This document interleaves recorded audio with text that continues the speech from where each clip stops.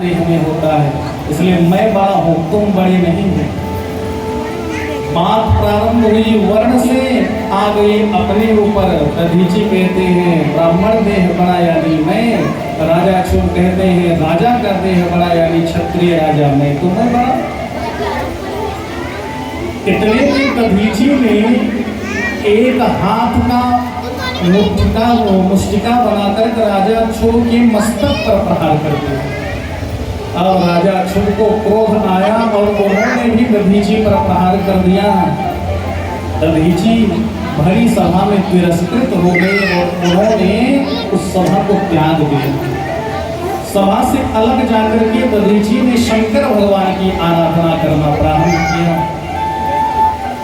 और शंकर भगवान की आराधना करना प्रारंभ किया दधीची ऋषि ने। तो शिव जी की कृपा से साक्षात शुक्राचार्य जी दधीची ऋषि के सामने प्रकट हुए, क्योंकि मंत्र का विस्तारीकरण करना है।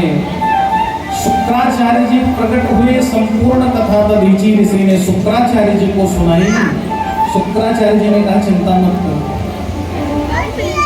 मैं तुम्हें ऐसा दिव्य मंत्र प्रदान करने जा रहा हूं जिसका अनुष्ठान करने पर तुम्हारे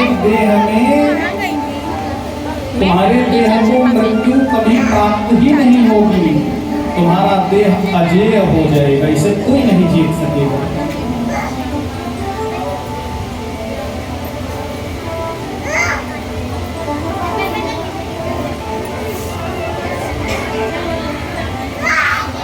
बोले शंकर भगवान की जय। और यहीं पर शुक्राचार्य जी ने दधीची ऋषि को पहले शिव जी का ध्यान करने का विधान बताया और महामृत्युंजय मंत्र जप का जो ध्यान मंत्र है उसे सुनिए।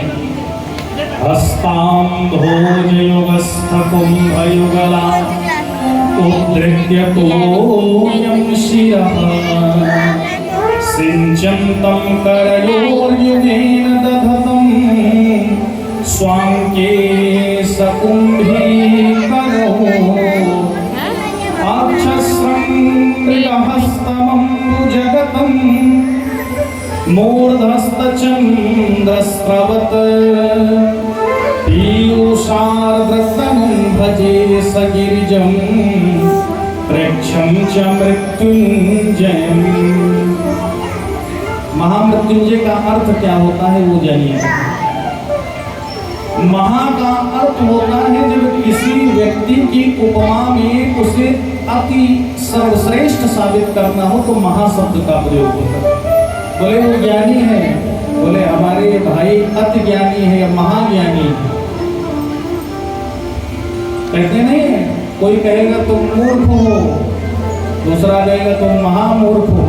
तो महाशब्द जहाँ लगता है तो उसे 4 गुना बढ़ा देता है, ज्यादा महिमा बढ़ाता है। तो महा का तात्पर्य हो गया कि इसके समान कुछ नहीं।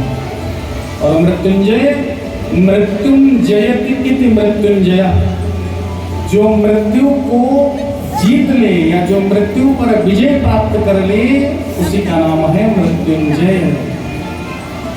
जब सब जगह से जवाब मिल जाता है तभी महामृत्युंजय मंत्र का अनुष्ठान प्रारंभ किया जाता है, क्योंकि मृत्यु पर भी विजय प्राप्त कर लेता है। बामे हो मेती सकहि त्रिपुरारी,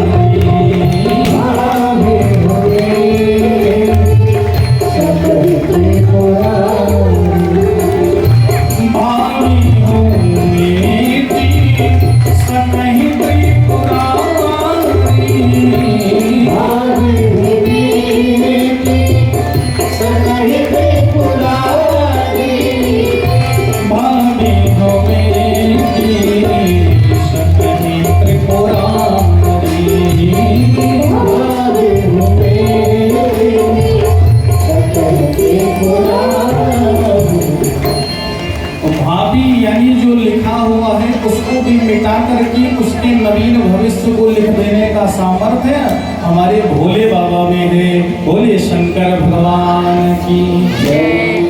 इसलिए सब तो देव हैं लेकिन बाबा महादेव हैं। हर हर महादेव। महामृत्युंजय का ध्यान मंत्र है। बोले इसके बाद क्या होगा? बोले यहाँ पर संख्या का वर्णन नहीं है शिव पुराण में। यहाँ यह लिखा हुआ है कि व्यक्ति की स्थिति को देख करके निरंतर इस मंत्र का जप होना चाहिए। महामृत्युंजय मंत्र कितने लोगों को याद है? मैं यहाँ से भी बोलूंगा क्योंकि सबीज नहीं बोलूंगा, उसका दोष नहीं लगेगा। महामृत्युंजय मंत्र यानी मृत्युंजय मंत्र में बोल देता हूँ। त्र्यंबकम यजामहे सुगंधिम पुष्टिवर्धनम उर्वारुकमिव बंधनान् मृत्योर्मुक्षीय मामृतात्। ये मृत्युंजय मंत्र है। ये महा कब बनेगा? जब इसमें बीज लग जाएगा। उसको माइक से नहीं बोला जाता है क्योंकि उसमें ओंकार का भी उच्चारण होगा। तो यदि बोले अब इसके बाद इसकी उचित संख्या जपनी चाहिए जिस प्रकार से व्यक्ति का स्वास्थ्य हो। तो यहाँ पर तो दधीची बीमार तो थे नहीं, इनको तो अपने शरीर में बल चाहिए था। इसलिए दधीची जी ने कई वर्षों तक महामृत्युंजय मंत्र का जाप किया है। यानी चाहे बीमार रहो चाहे ना रहो, यदि स्वस्थ हो और अपनी आयु को बढ़ाना चाहते हो, अपने शरीर से रोगों को भगा देना चाहते हो कि रोग कभी आने ही ना पाए, तो निरंतर एक माला महामृत्युंजय का जप लिया कीजिए। कोई गलत बात तो है नहीं। ये जब पहले से ही जपते रहेंगे तो रोग की हिम्मत ही नहीं होगी कि हमारे पास आ जाए। जब नित्य हनुमान चालीसा का पाठ करते रहेंगे तो भूत प्रेत कहाँ आने वाले हैं? तो अपने आप भाग जाएंगे। भूत पिशाच निकट नहीं आए महावीर जब नाम सुना। तो महामृत्युंजय मंत्र इससे जपा जाएगा। माताओं के लिए सबीज नहीं है, निर्बीज श्री मृत्युंजय मंत्र का विधान है। और जो जनेऊधारी पुरुष हैं उनके लिए सबीज महामृत्युंजय मंत्र का विधान लिखा हुआ है। बोले दधीची जी ने इस मंत्र का जप किया और जैसे दधीची जी का जप परिपूर्ण हुआ तो साक्षात महादेव ही आकर के प्रकट हो गए। बोल शंकर भगवान की। इसमें भी तो यही है, इसमें कोई जगह ही नहीं है। नाव में डाल लेते अगर प्रार्थना की दधीची देव देव महादेव मह्यं देहि वरत्रयं वज्रास्थित्वम् अवत्यत्वम् अदीनत्वं हि सर्वतः। यहाँ पर दधीची ऋषि 3 वरदान मांग रहे हैं शंकर भगवान से। 3 वरदान कौन कौन है?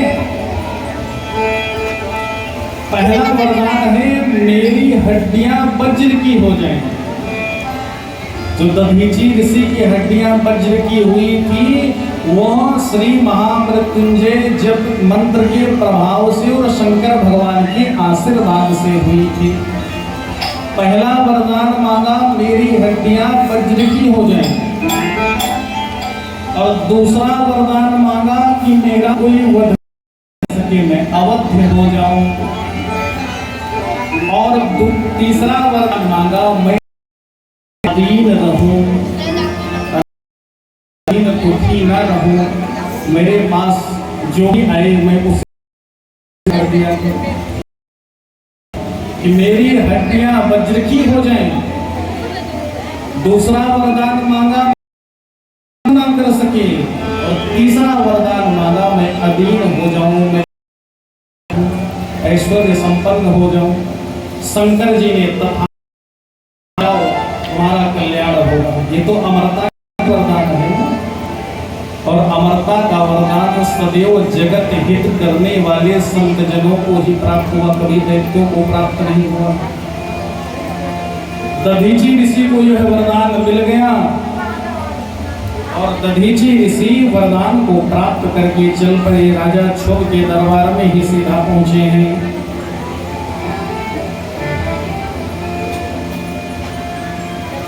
बोलिए शंकर भगवान की। दधीची ऋषि क्षोभ के दरबार में पहुंचे, साक्षात कृपा का अनुभव हुआ। और पूरे संसार में भोले बाबा के जैसा है वो। भोले बाबा की उपासना तत्क्षण फल देने वाली है, ज्यादा समय नहीं लगता है। इसलिए एक भक्त ने कहा, अरे जग में है सबसे न्यारे, जग में है सबसे न्यारे भोले बाबा